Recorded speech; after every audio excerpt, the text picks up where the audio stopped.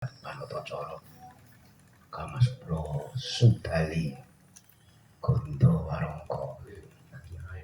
Lagi Ibrahim. Gondo Warangka. Sapa kok amre muni.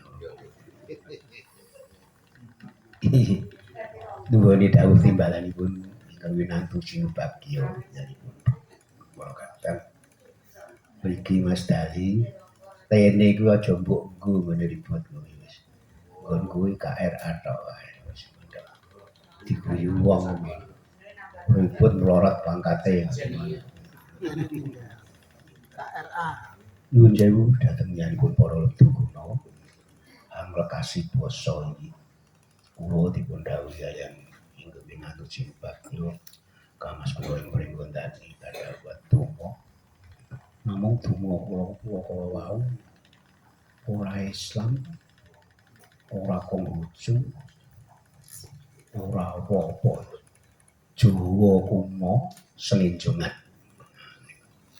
Donga kula ngakon nganggo Islam ku ndak kelingan karo Slamet Widodo aku diguyu. Ribut ngawur. Rening jangkep bilanganipun kadang-kadang dalam nyuwun gungan kadang suwun ngelaken ladrang Sri Katon larasipun Slendro Pathek 6 sumandhake.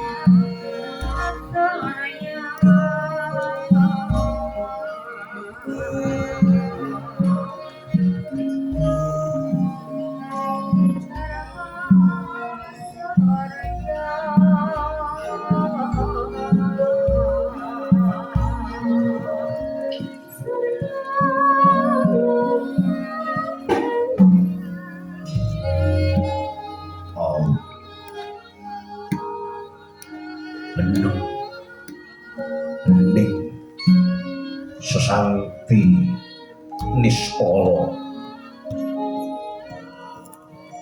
gonggo trigonggo durga mendak Walasena syaman saking sok rasto tekapen kuat Darmasti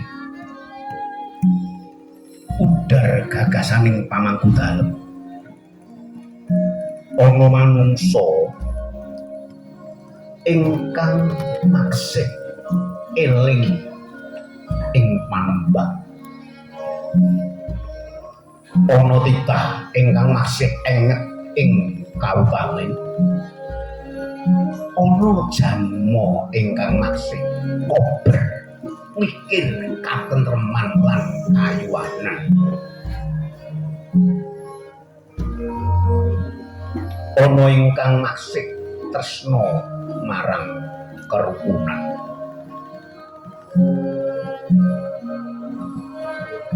katining lampah pangangku dalem nyanipun Bapa Joko Susanto paring sadawara ora kabeh wong pinter kuwi bener ora kabeh wong pinter kuwi bener ora kabeh wong bener kuwi pinter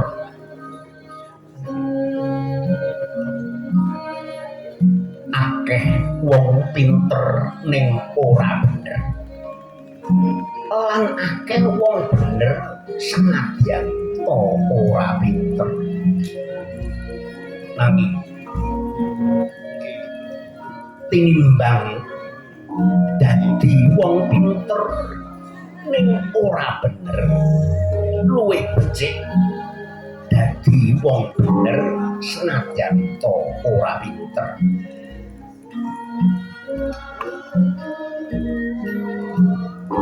ana sing luwih prasaja utawa ana sing luwih prayoga ya kuwi dadi wong pinter sing tansah tumindak bener. Ngestu padha dawuhipun penyanipun Kang Mas Joko Susanto. Minterno wong bener kuwi luwih gampang tinimbang benerake wong pinter. Golo-golo satemah kegalangan melenging cipta nyuwun dhateng ngarsaning Gusti. Mugi ingkang sinubagya pamangku dalem Ki Joko Susanto sagarwa putra lan wayah.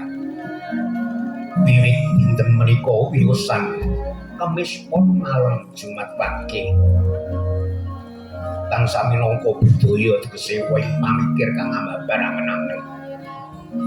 Rahayu Niskala paring berkah pangestu dhateng para putra wayah jalari dhateng lereking katentreman. Singgah kala singgah pan suminggah durga kala sumingkir. Sing asirah sing asuku singa tangkasat mata singa tenggak singa dada singa bau enggal padha sumingkira ning madyaning Jalanidi. Aja padha angrencana ya ingsun ya sun jatining urip. Dumadiku saka neng ninging cipta kang angsana awang toang prajaku sinebut pura kencana betenge Raja Besi.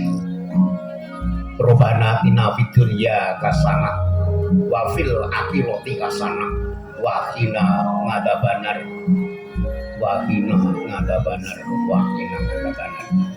Bila taufik wal hidayah.